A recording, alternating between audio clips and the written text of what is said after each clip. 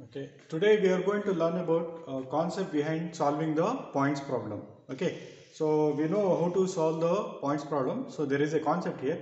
So basically it involves three basic concepts. So based on these three basic concepts, we are going to solve the points problem. Okay, well, now we'll see what are those basic concepts behind solving the problems. So we can take concepts for solving points problem. So herein there are three concepts or conditions by which we can solve the points problem. So the problem is very easy. So first concept here is identifying the quadrant. So from the question we need to identify which quadrant it is. Okay. If I say an example, say if a point is lying 30 mm above HP and 20 mm in front of AP means it is in first quadrant. Okay. Like that, first thing is we need to identify which quadrant. Either it is an first quadrant or second or third quadrant we need to identify. So the first thing is we need to identify the quadrant. Similarly, you can say that if a point P is lying 30 mm behind of EP and 20 mm below of HP, that means in third quadrant. So that is the first concept. That means we need to identify the point is lying in which quadrant. Okay. Now second concept is writing the conventions for the identified quadrant.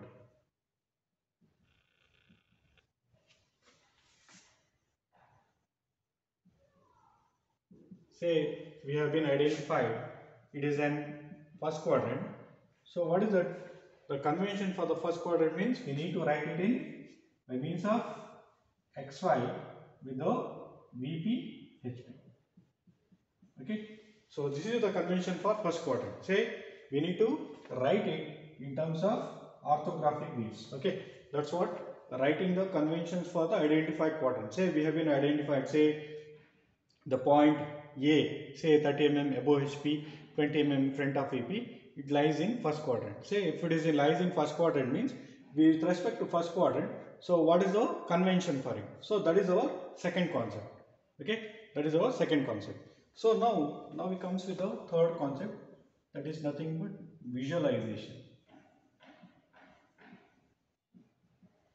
So visualization is very important concept. So now we will discuss deeply. So how a visualization will be. Okay. So now you understood, right? There are three basic concepts for solving the points problem.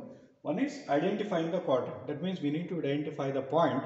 Either it is lying in first quadrant, second, third or fourth. Next, with respect to the quadrant, we need to write down the conventions for it. Okay. That is writing in terms of HPVP with respect to the XY line. Now the third concept, it is nothing but visualization. Visualization means we will be seeing how we are looking the thing. Okay, how we are looking the thing. So that's what the visualization. So how we are looking the things from it. So we can able to define what is exactly the visualization is. Okay. So now we see what is visualization is.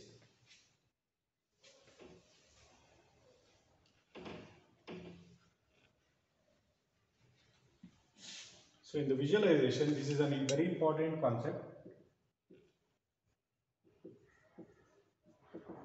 So in the visualization, I will take bit by bit one of the each of the concept. So first take I define now a point is lying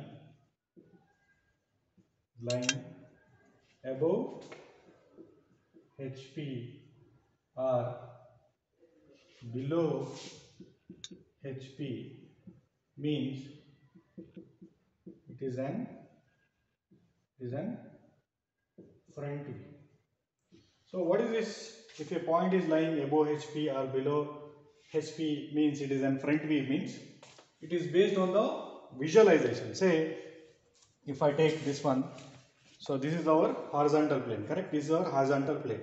Say if any point, say consider this is our pen. If it is lying above HP or below HP means, so this point which is having certain distance from this horizontal plane, okay, say some 50 mm above HP or 30 mm below HP, this distance plus weave can be projected on the vertical plane, correct? So you can say that if any point, if it is lying above HP or below HP means it is an front view, because the distance from that particular HP plane, if it is above HP or it is below HP, it can be seen only from the front view. That's what visualization, how we are looking the things, okay.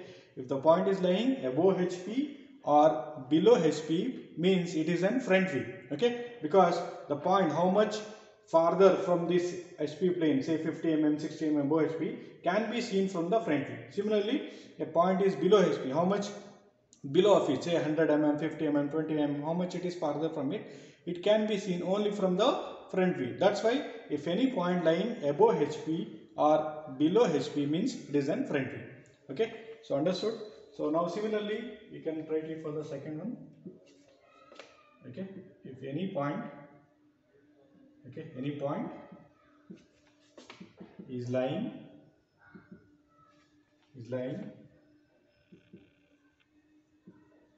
in front of VP and behind of VP means it's an top view. So how it is? So second concept, say if any point, say this is our front, this is our vertical plane, correct? Vertical plane. If any point it is, say if it is lying in front of VP or behind of VP means this how much it is front or how much it is closer to it, it can be seen only from the top view, correct? Only seen from the top view. Say if any point it is lying in front of VP or behind of VP, it can only be seen from the top view. How much it is for, say 40 mm in front of VP or 50 mm behind of VP, it can be seen only from the top view. That's why it is an top view. You can see that if any point it is lying in front of VP or behind of VP means it is an top view, okay. So that's how we are going to visualize, okay. If any point, here point P, say it is some 50 mm in front of VP or 40 mm behind of VP, it can be seen only from the front view, okay. So now we all understood, right? This is how we can able to visualize, okay. Say I am going to repeat it again. If any point is lying above HP or below HP means it is an front view, because we are able to see the things from the front view. Similarly, if any point is lying in front of VP or behind of VP means it's an top view, because we can able to see the distance, how much it is nearer or farther from this vertical plane can be seen from the top view, okay. Guys, you understood?